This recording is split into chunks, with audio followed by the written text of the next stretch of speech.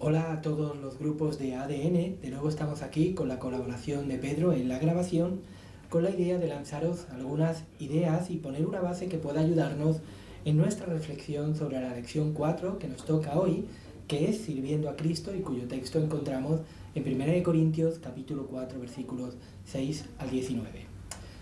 Somos hermanos, pero no somos primos. Por tanto, ni en nuestro trabajo, ni en el colegio, ni en la cola del supermercado debiéramos dejar que nos tomen por tontos o debiéramos dejar que nos tomen el pelo. Así que no hagáis como yo, que he dejado que me tomen el pelo demasiado y ya veis cómo me he quedado en este sentido. Yo creo que no estamos haciendo honor a lo que es verdadero, a lo que es justo, cuando tal vez no alzamos la voz frente a las injusticias o frente a cosas que nos hacen, o frente a ataques que podemos recibir. Y por eso es importante a veces también defendernos, sobre todo defendernos si nos ofenden injustamente y si atentan a la verdad. La paciencia de Pablo en este sentido también tenía un límite. Y aunque a él no le gustaba defenderse, ya lo dice en otro lugar, no quisiera gloriarme, no quisiera sacar a colación, no quisiera decir todas aquellas cosas que Dios ha hecho en mi vida, pero vosotros me obligasteis a ello. Vosotros me obligasteis a ello, quiere decir Pablo, cuando me atacasteis a mí o atacasteis el Evangelio de manera tan injusta. Así que Pablo lo que hace frente a los ataques de los falsos maestros que estaban ensuciando la mente de los hermanos en Corinto respecto a él, pero sobre todo respecto al Evangelio, lo que Pablo hace es vindicar su apostolado y recordarles que él fue el que les engendró en Cristo por medio del Evangelio, que no lo olviden, y que por tanto merece un respeto como apóstol.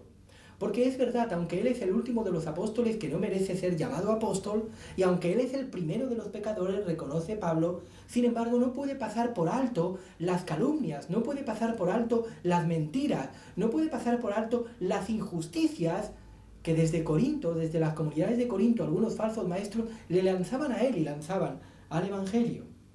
Así que Pablo no tiene más remedio que vindicar su persona y vindicar su ministerio apostólico frente a otros falsos apóstoles que le acusaban a él de diferentes cosas, como también luego iremos viendo, ¿no? Así que les dice: ahora no puedo ir a vosotros para defenderme, pero enviaré a mi amado Timoteo, que os recordará cómo me he comportado de manera digna con todos vosotros y cómo os he enseñado la palabra sin pedir nada a cambio. Pero aún así, si alguno de vosotros se enseñorea, os recuerdo que cuando pueda iré pronto a veros, si el Señor quiere. Le acusaban a Pablo de ser un falso apóstol, le acusaban a Pablo de no ser un apóstol verdadero, le acusaban a Pablo de enseñar doctrinas débiles, doctrinas demasiado mansas y demasiado alejadas de la realidad de la sociedad helenística que le rodeaba. Acusaban a Pablo de ser un pusilánime, alguien que no manifestaba un apostolado poderoso, un apostolado glorioso, un apostolado lleno de dones espectaculares. Le acusaban a Pablo también de que su enseñanza era tosca. Era de ser una enseñanza tosca y no adecuada a la retórica y adornada de bellas palabras y de palabras filosóficas al estilo helenístico.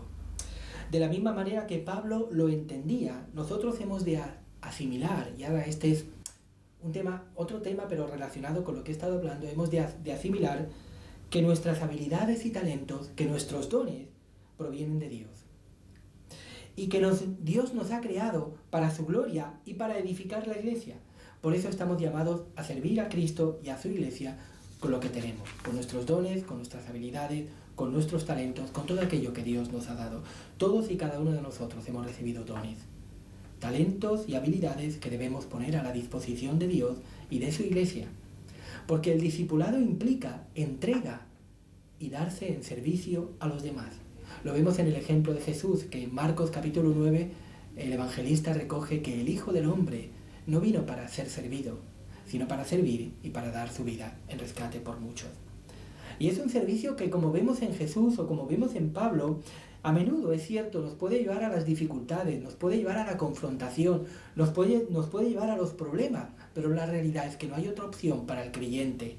No hay otra opción si nosotros queremos realmente entregarnos. El servicio, si queremos ser auténticos discípulos de Cristo, no es una opción, sino que es una obligación. Así que Pablo puede decir: nos maldicen, pero nos da igual, nosotros bendecimos. Hemos venido a ser la escoria del mundo, el desecho de todo, pero nos da igual, porque nosotros tenemos un ministerio de predicar el Evangelio y de servir a otros, dice el apóstol Pablo. Evidentemente no parece un futuro muy halagüeño el servir al Señor, pero evidentemente tiene recompensas eternas y yo diría que también tiene recompensas terrenales. Así que puedo afirmar que vale la pena servir a Cristo y seguirle. Aunque también el autor Max Lucado nos da una serie de referencias para nuestra reflexión. De manera acertada, el autor nos advierte del peligro de hacer las cosas para nuestra gloria o para nuestro prestigio humano o para buscar la admiración o la adulación de las personas. Todo lo que tenemos que hacer, lo hemos de hacer para la gloria de Dios, no para buscar gloria ni reconocimiento de los hombres. A veces Dios nos da éxito en nuestras empresas. Y esto puede llevarnos a caer en el orgullo o en el pensar que somos nosotros los que hemos conseguido algo. Y eso nos puede llevar al peligro de no darle a Dios el reconocimiento que Él merece, el reconocimiento adecuado por las cosas que Él ha hecho. No lo olvidemos, que Él ha hecho a través nuestro, o las cosas que Él nos ha dado. Pablo veía evidencias de orgullo espiritual en la iglesia de Corinto. Y esto es importante que lo tengamos en cuenta. ¿Por qué le preocupaba esto al apóstol Pablo? A causa de la falsa enseñanza de los falsos maestros, los creyentes en Corinto estaban valorando de forma negativa la espiritualidad de Pablo. Una espiritualidad que no buscaba la gloria de los hombres, sino que solamente buscaba la gloria de Dios.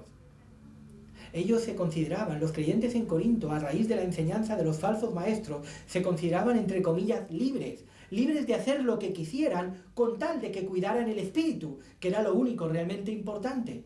Evidentemente, esta visión de la espiritualidad que diferenciaba el cuerpo y el espíritu era lo que más le preocupaba a Pablo. Si tenemos una espiritualidad auténtica y sana, eso se tiene que manifestar en nuestra vida, en nuestro comportamiento, en nuestro cuerpo, en nuestras emociones, en nuestra alma, en nuestra manera de hablar y en todas las cosas. Nuestras habilidades y talentos, nos dice también el apóstol Pablo, son dones de Dios.